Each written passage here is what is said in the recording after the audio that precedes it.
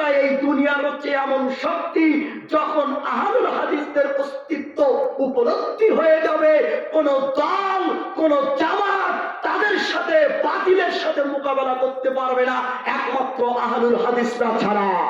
আহলুল হাদিসরা ছাড়া কখনো বাতিলের সাথে কেউ মোকাবেলা করতে পারবে না।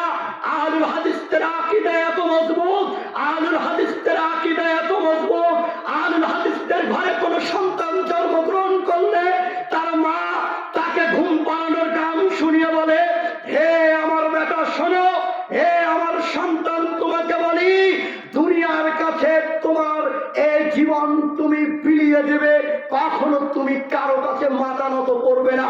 ঠিক আহলুল হাদিসরা কশিন কারো কাছে মাথা নত করে না, আজও করেনি, কিয়ামত পর্যন্ত মাথা নত করবে না।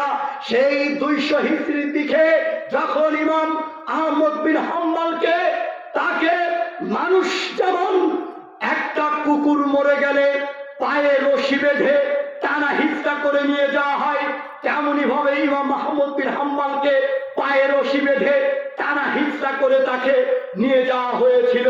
তারপরও ইমাম আহমদ বিন হাম্বল তাদের সাথে বাতিলের সাথে কখনো আপোষ হননি। শুধু তাই নয়, শাহ ইসমাইল শহীদ তিনি নিহত হয়েছেন, বাতিলের কাছে মাথা নত করেননি। এদেশ থেকে মাওলানা আকরাম সাহেব চলে গেছেন, ডক্টর আব্দুল বারী সাহেব চলে গেছেন, আব্দুল কাফি আল কুরাইশি চলে গেছেন, তারাও কোনোদিন বাতিলের সাথে আপোষ করেনি, কখনো বেদাতীদের সাথে আপোষ করেনি।